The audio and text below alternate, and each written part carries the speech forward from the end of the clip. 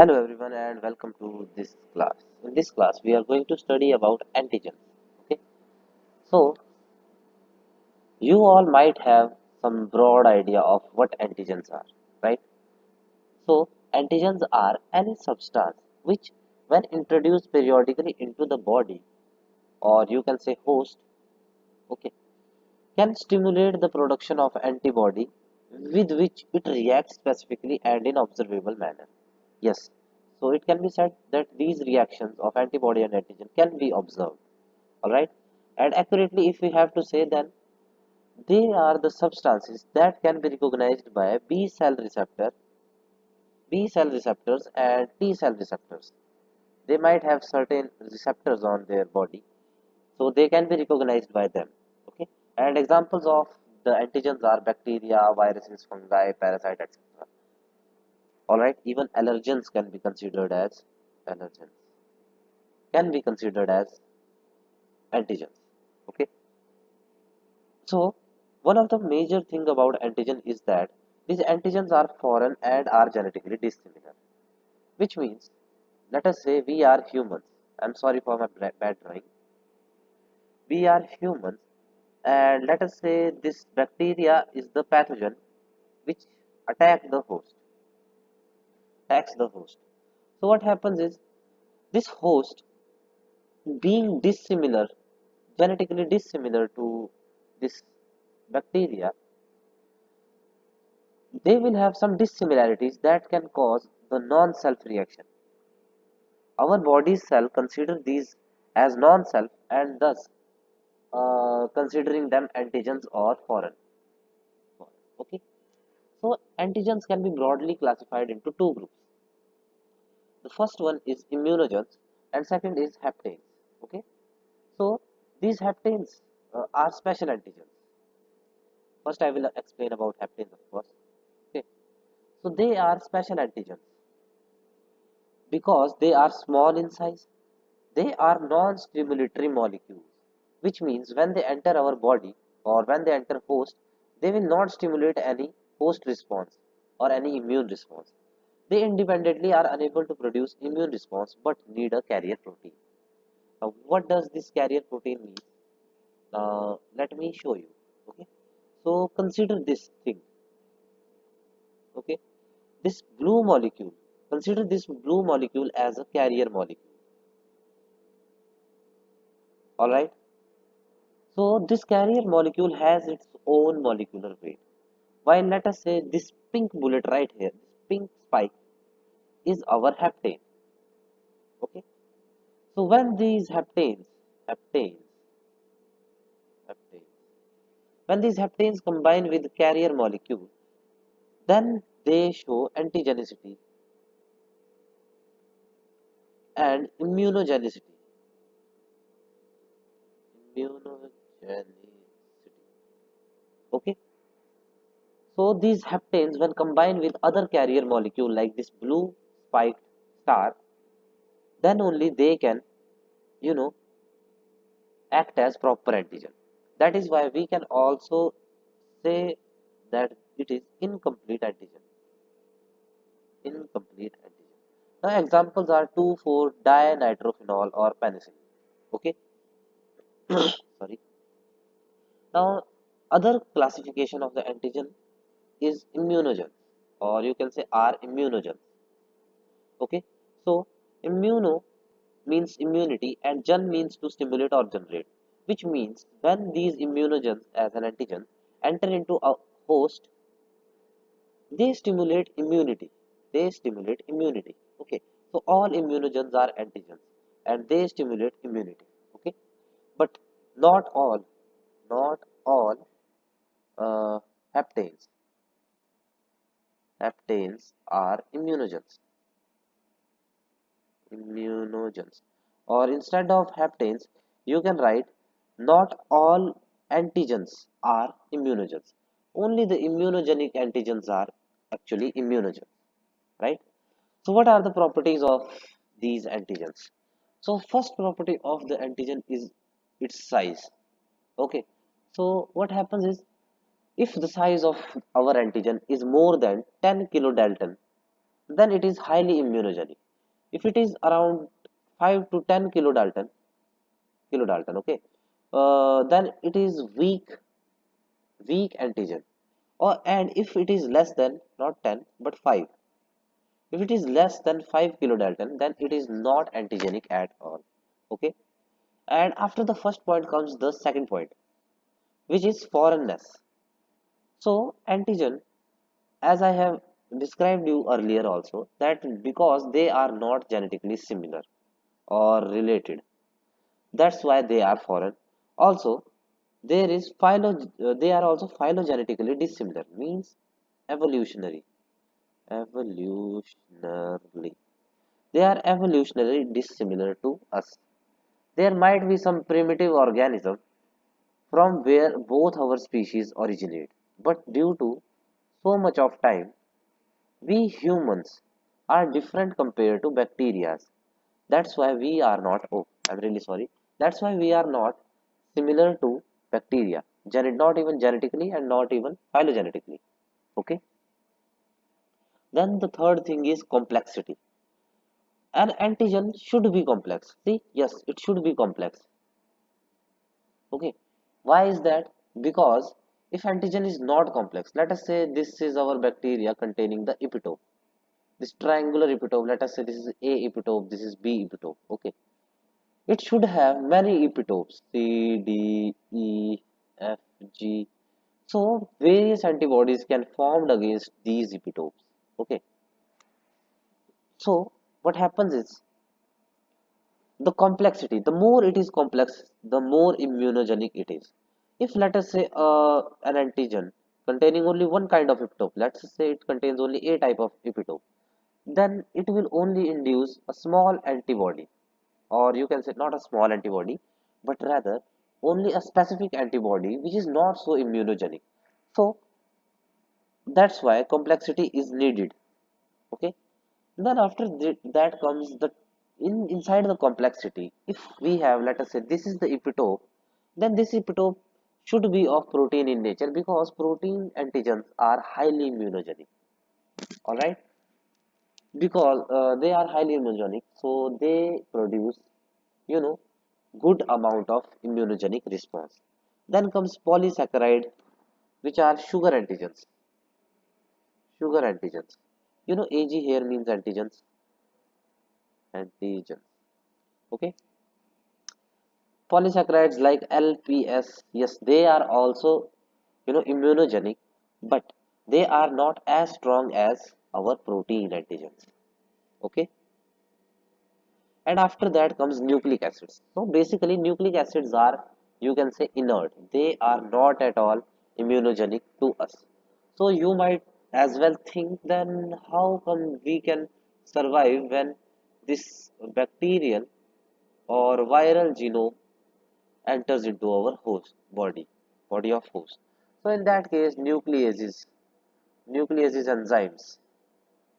enzymes, they just directly degrade these nucleic acids if they enter into our body. Okay.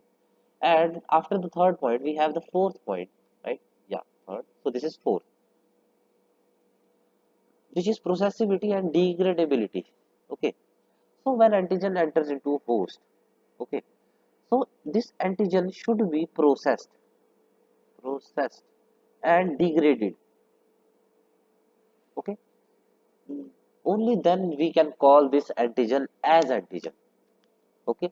And why is that? Because when the antigen enters into our body, then our cells first engulf it. Let us say a macrophage engulfs this antigen. Then it is processed and it degrades into smaller fragments, and these fragments are can be shown on MHC class 2 molecules, which can later be identified as by T helper cells.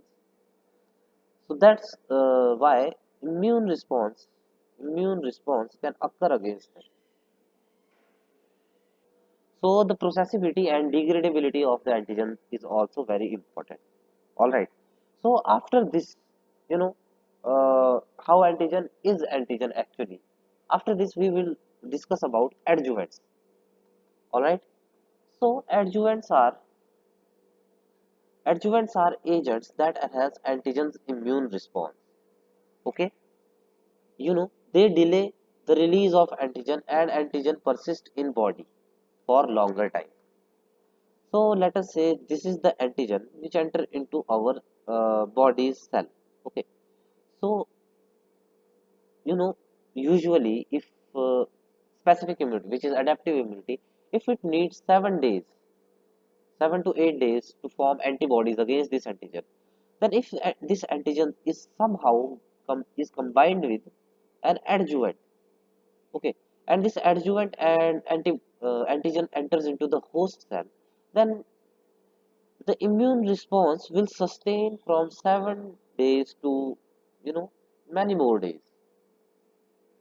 Okay, that's how these adjuvants usually work.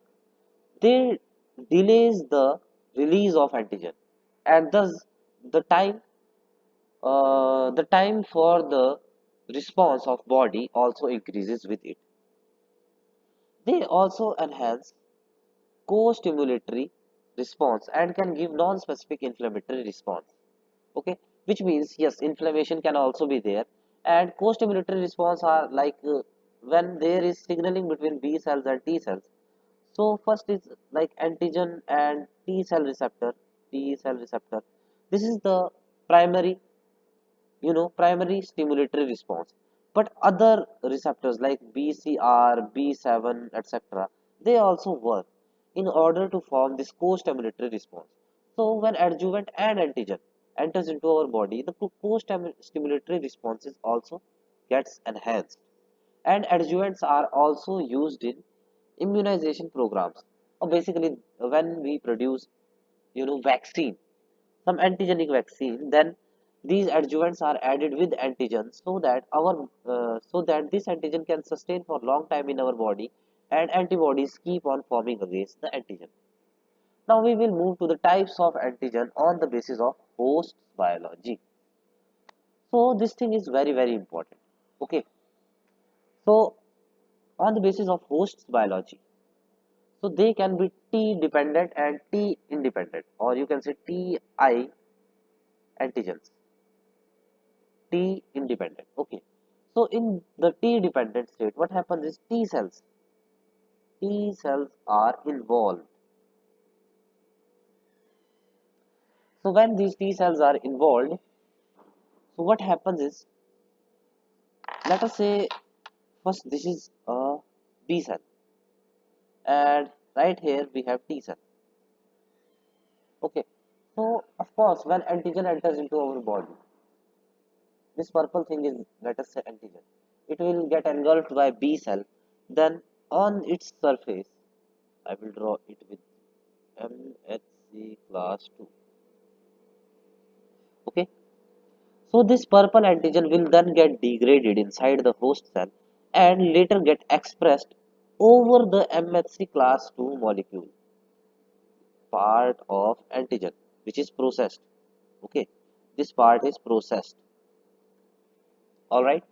So what happens is this when this part of antigen gets presented on the MSC class 2, then T cell receptors recognize it. T cell receptor recognized it. Okay, and signaling continues. So in this case, T cells gets involved in this. Okay, so this T cell then can again give signal to B cell in order for B cell to differentiate into plasma cells, and memory cells. All right. So what happens is these plasma cells when will again forms antibodies, and of course when antibodies are formed, first IgM antibody is formed, and then class switching occurs, which will lead to the formation of other antibodies according to whatever antigen is there, IgG, IgE, etc. Okay, IgA will not form because it is secreted from mother's chest via their milk, or is secreted, is in secretory form basically. most of the time. Okay, so first I will erase this.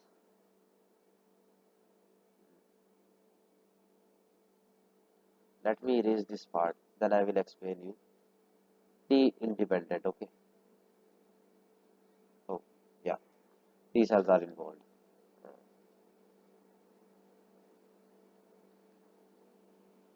Okay, so there are also some major points which you need to consider in this case. Like when T helper cells are activated, then this leads to the release of cytokines, which can further, generate immune response. Immune response. Okay. The special case about this is memory cell formation.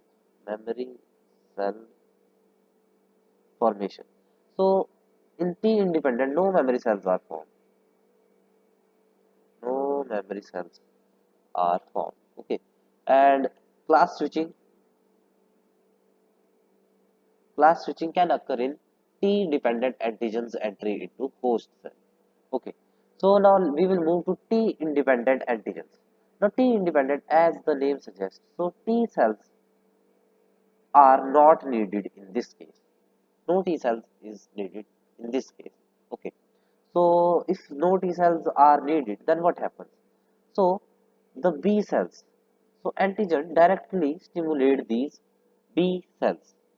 Okay, without any involvement of, yeah, without any involvement of T cells.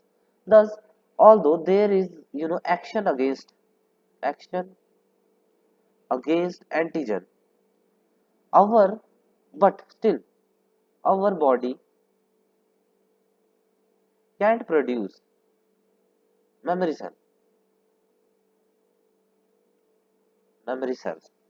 So this leads to the further point that some infections are there in which no memory cells are formed. Thus, whenever they infect our body cannot respond very quickly to them.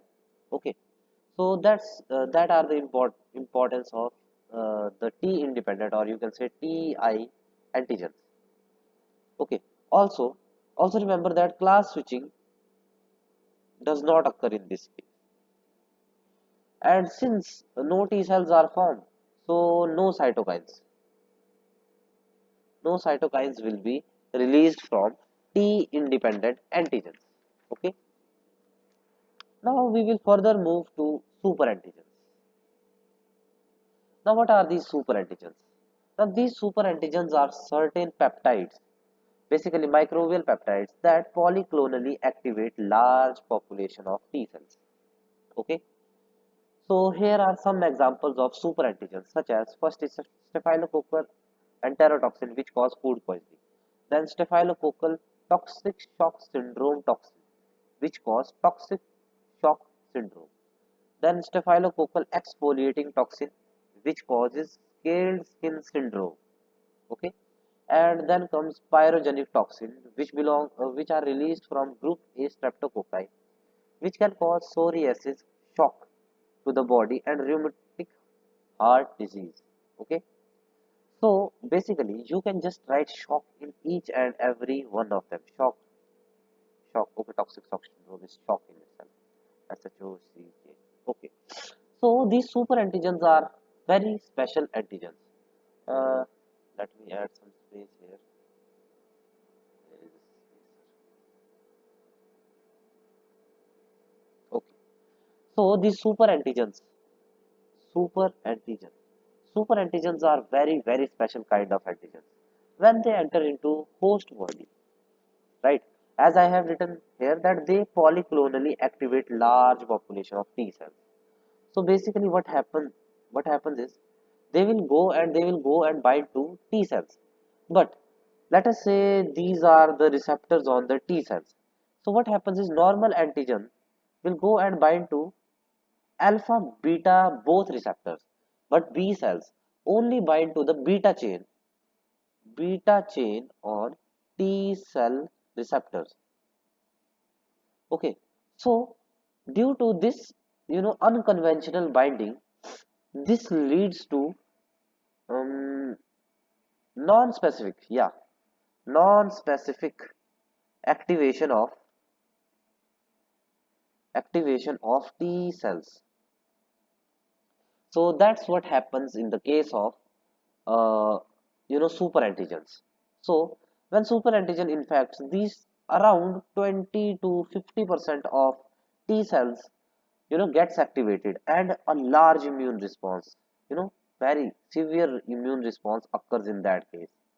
Okay, large immune response.